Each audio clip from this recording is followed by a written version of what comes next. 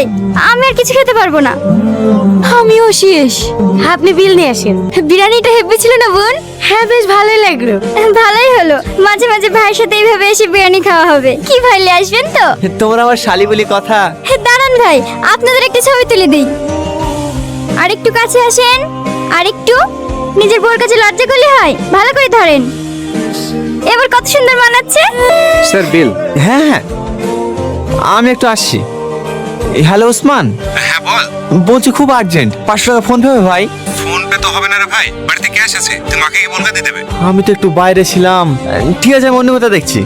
কি হলো, এখানে দাঁড়িয়ে কেনে? এমনি।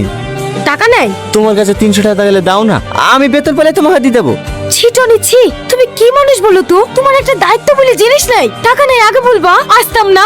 আসলে তোমার শখ করে বললা তো, তাই আর না করতে পারলাম না। থাক, অনেক শখ পূরণ করিস, আর করতে হবে না। ধরো।